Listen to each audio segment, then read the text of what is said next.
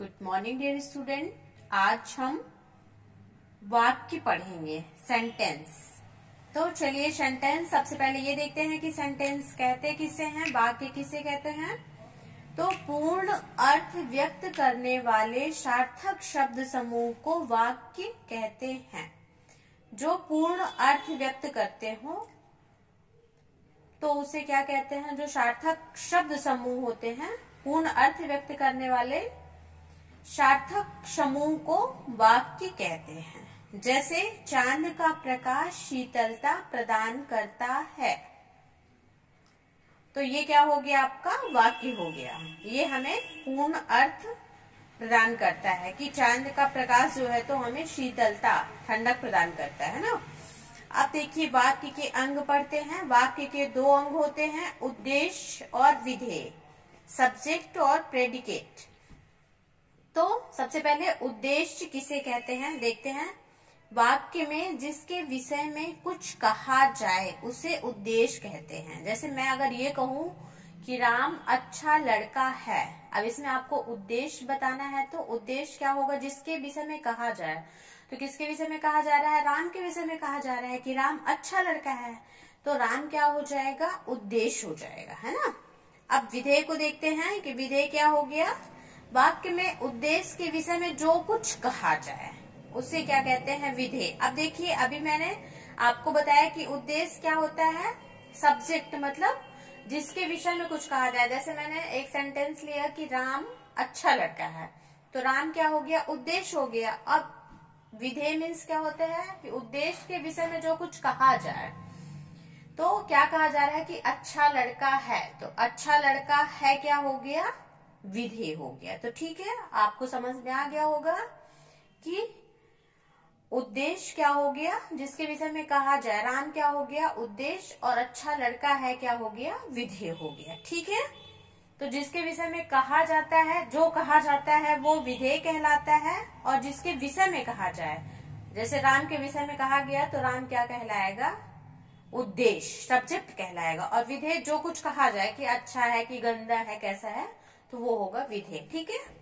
अब देखिए चित्रकार चित्र बना रहा है, तो इसमें चित्रकार चित्र बना रहा है, तो चित्रकार क्या हो गया, उद्देश्य, और चित्र बना रहा है विधेय। रोहन खेल रहा है, तो रोहन क्या हो जाएगा, उद्देश्य, और खेल रहा है विधेय। ठीक है। वाक्य में के तीन प्रकार होते हैं, सरल, संयुक्त और मिश्रित।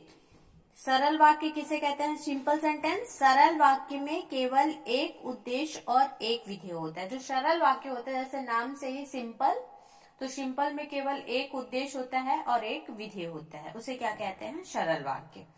जैसे मोहन ने चित्र बनाया, राम अच्छा लड़का है, तो दिए गए वाक्य में मोहन उद्देश्य हो गया, मतलब कर्ता, सब्जेक्ट, और विधेय क्या हो गया, चित्र बनाया। तो इसलिए ये क्या होगा, सरल वाक्य होगा, क्योंकि इसमें एक ही उद्देश्य भी है और एक ही विधेय भी है। ठीक है। फिर अब संयुक्त वाक्य में देखिए, कंपाउंड सेंटेंस, दो या दो से अधिक सरल वाक्यों को समुच्चय बोधक द्वारा जोड़कर जो वाक्य बनता है उसे संयुक्त वाक्य कहते हैं। तो आप इसमें क्या बताया गया है कि दो या दो से अधिक सरल वाक्यों को, मतलब सरल वाक्य को दो या दो से अधिक जो सरल वाक्य होते हैं, तो उन्हें जोड़कर जो वाक्य बनता है उसे संयुक्त, संयुक्त मीन्स नाम से ही स्पष्ट है, संयुक्त मतलब कि मिलाकर, तो सरल को मिलाकर जो वाक्य बनता है उसे क्या कहते हैं, संयुक्त वाक्य। जैसे मोहन ने चित्र बनाया और पुरस्कार प्राप्त किया, तो मोहन ने चित्र बनाया एक वाक्य हो गया, और दूसरा वाक्य क्या हो गया, पुरस्कार प्राप्त किया, और दोनों को जोड़ रहा है, तो इसलिए क्या होगा, ये संयुक्त वाक्य होगा। फिर है मिश्रित वाक्य। मिश्रित वाक्य में एक मुख्य या स्वतंत्र वाक्य तथा अन्य आश्रित उपवाक्य होते हैं। जैसे मोहन ने सुंदर चित्र बनाया जिससे उसे प्रथम पुरस्कार मिला। अब इसमें क्या हुआ कि मोहन ने सुंदर चित्र बनाया, यहाँ पे क्या आ गया कि उसने कैसा चित्र बनाया, सुंदर चित्र बनाया, और उसे प्रथम पुरस्कार भी मिला। इसके पहले वाक्य में क्या था, पुरस्कार मिला। अब इसमें क्या बता रहा है कि प्रथम पुरस्कार मिला, इसलिए ये क्या आएगा, मिश्रित वाक्य में, क्योंकि इसमें एक मुख्य या स्वतंत्र वाक्य तथा अन्य आश्रित उपवाक्य होते हैं, तो उसे क्या कहते हैं, मिश्रित वाक्य। ठीक है। अब चलिए हम इसका एक्सरसाइज देखते हैं। दिए गए वाक्यों में सही या गलत का उचित चिन्ह लगाओ। सरल वाक्य में केवल एक उद्देश्य और एक विधेय होता है। आपने पढ़ा ना कि सरल वाक्य डिफिनीशन में, तो ये सही हो जाएगा। वाक्य में जिसके विषय में कुछ कहा जाए उसे विधेय कहते हैं, नहीं उसे उद्देश्य कहते हैं, सब्जेक्ट कहते हैं ना, अभी हमने पढ़ा ना, तो इसलिए ये गलत हो जाएगा। नेक्स्ट है, मिश्रित वाक्य में एक मुख्य या स्वतंत्र वाक्य तथा अन्य आश्रित उपवाक्य होते हैं। अभी आपने पढ़ा मिश्रित वाक्य में एक स्वतंत्र, तो ये सही हो जाएगा।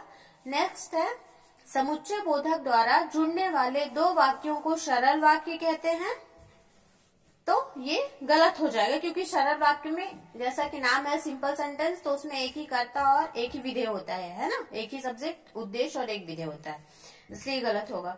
फिर है, पूर्ण अर्थ व्यक्त करने वाले शब्द समूह को वाक्य कहते हैं, ये सही हो जाएगा। अब देखिए नेक्स्ट क्वेश्चन है, दिए गए वाक्यों को विग्रह करो। इसमें आपको उद्देश्य और विधेय अलग करना है।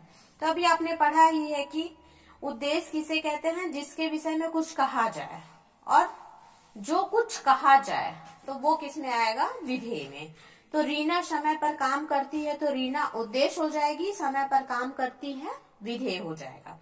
नेक्स्ट है, लकड़बग्घा रात को शिकार करता है, तो लकड़बग्घा उद्देश्य हो गया, कर्ता हो गया, रात को शिकार करता है विधेय हो गया। फिर भारत कृषि प्रधान देश है, तो भारत उद्देश्य हो जाएगा, कृषि प्रधान देश है विधेय। समुद्र भारत के दक्षिण में है, समुद्र क्या हो जाएगा, उद्देश्य, और भारत के दक्षिण में है विधेय। सोहन अच्छा बच्चा है, तो सोहन उद्देश्य हो गया और अच्छा बच्चा है विधेय हो गया। नेक्स्ट है, वाक्यों के सामने उनके प्रकार लिखिए। चंद्रमा शीतलता प्रदान करता है, अभी आपने पढ़ा ये एग्जाम्पल ना, तो एक इसमें आएगा सरल वाक्य क्योंकि इसमें एक ही उद्देश्य और एक ही विधेय है। फिर सूरज अस्त हुआ और अंधेरा छा गया और लग गया, तो संयुक्त वाक्य हो गया। फिर जीवन सुख दुख का संगम है, सरल वाक्य हो गया। जिन छात्रों ने परिश्रम किया वे उत्तीर्ण हो गए, संयुक्त वाक्य हो गया। गार्ड ने हरी झंडी दिखाई और गाड़ी चल पड़ी, संयुक्त वाक्य हो गया। नेक्स्ट है, मोहन आज विद्यालय नहीं आया क्योंकि वह बीमार है, ये भी क्या हो जाएगा, संयुक्त वाक्य हो जाएगा। डियर स्टूडेंट, आपको ये चैप्टर समझ में आ गया होगा। आप एक दो बार अपने से प्रैक्टिस करेंगे और अच्छे से बनने लगेगा। नेक्स्ट चैप्टर हम नेक्स्ट वीडियो में करवाएंगे। ओके।